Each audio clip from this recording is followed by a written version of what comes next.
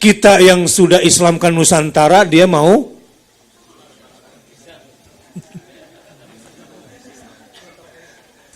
ujung penggantian kata kafir dengan non-muslim, ini baru mukaddimah. Ujungnya nanti ke depan, di Mesir sudah ada bukunya itu. Ini cuma copy paste aja, itu pun baru baca mukaddimah, dia belum kedep ke belakang. Ujungnya nanti, ini nih, ideologi yang hendak memukul mundur, ideologi Islam ini, wataniyun, la zimmiyun, itu bukunya,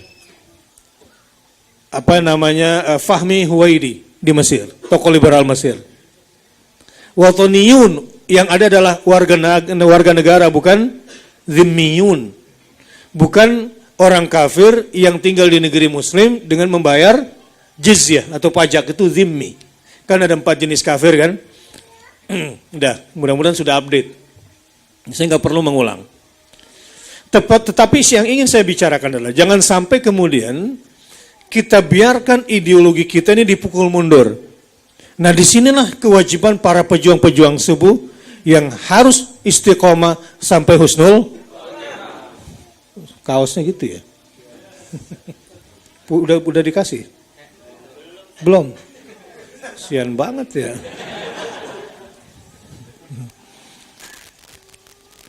Nah, ujungnya adalah toh kita sesama warga negara. Jangan panggil ini muslim, ini kafir. Selama ini juga nggak ada yang manggil gitu kok. Ada nggak kita yang sesama non muslim panggil Fir, sini Fir gitu? Nggak ada kan? Nggak ada, cuma ada tokoh fikih Indonesia aja yang lebay menulis kalau nggak salah di WA. Ya, yang ngasih contoh nggak boleh Fir, sini Fir. Ya kagak ada juga yang ngomong kayak gitu. Sopir ya. Kagak ada. Tetapi ketika sudah berhadapan dengan hal-hal yang bersifat ideologis, umat Islam langsung punya terminologinya sendiri. Misalnya Rasul SAW dulu ketika tinggal di Madinah, kan yang duluan ada di situ orang Yahudi. Apakah gara-gara Yahudi duluan kemudian Rasul harus kemudian toleran kepada Yahudi dan menjadi separuh Yahudi? Tidak. Ini saya tanya sama Anda. Waktu Nabi Muhammad SAW berdakwah di Mekah, ya, kan oleh Al-Walid Ibnul Mughirah sebagai utusannya orang kafir pada saat itu menegosiasi kan. Udahlah Muhammad, ini kan asbab nuzul diantaranya turunnya surah Al-Kafirun. Ya, dakwah kamu sudah memisahkan anak dengan orang tuanya, istri dengan suaminya, masyarakat dengan pemimpinnya. Kalau kamu ingin menjadi yang paling berkuasa, kami sudah sepakat gitu ya. Kalau kamu ingin jadi orang yang paling kaya, kami juga sudah. Yang ketiga tawarannya lupa apa itu?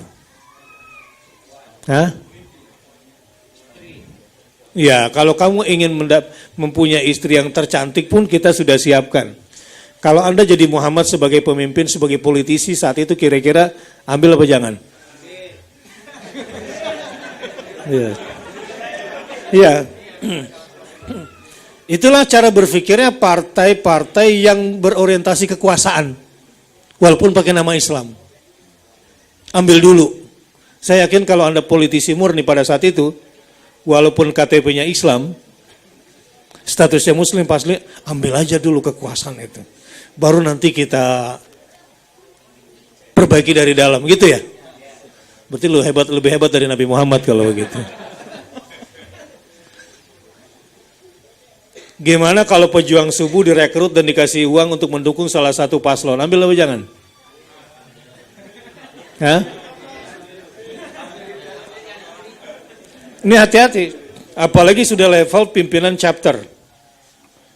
Kalau otaknya masih separuh, karatan pula gitu.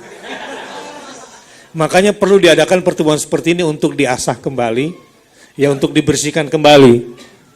Penting ini pertemuan-pertemuan seperti ini.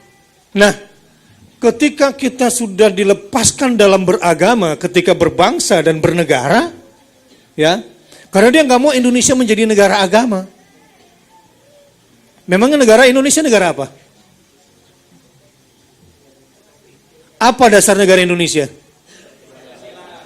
Enggak ada, berdasarkan Pancasila, baca aja pembukaan Undang-Undang Dasar. Negara berdasarkan ketuhanan yang Maha Esa. Jelas? Jadi apa dasar negara Indonesia? Coba sekali lagi, apa dasar negara Indonesia? Jelas? More than agama ini intinya agama, tauhid.